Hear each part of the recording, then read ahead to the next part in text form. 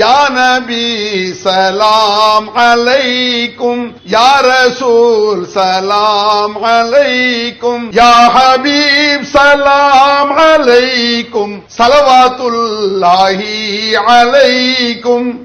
இப்படி சலாம் சொல்றாங்க.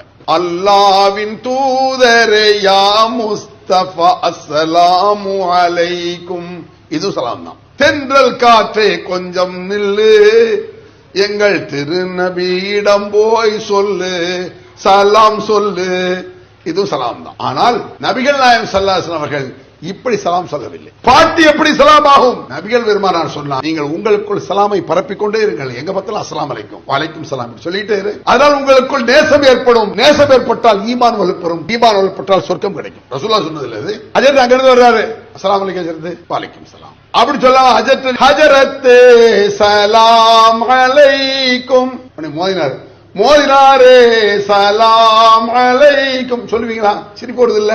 ஏன்? இது சலாம் கிடையாது, பாட்டு. அம்மாட்டே ஒரு சலாம் சொல்லணும்னு வச்சிருக்காங்க. அம்மாவே சலாம் அலைக்கும், உன்னை அத்தா கிடையாது, அத்தாவே சலாம் அலைக்கும். இங்க இருந்து மாமியார் வர்றான், மாமியாரே சலாம் அலைக்கும். மாமியார் மருமகனே வலைக்கும் முஸ்ஸலாம். மெண்டல் ஆயிட்டாங்க குடும்பம் இருப்பீங்க. இது சலாம் கிடையாது.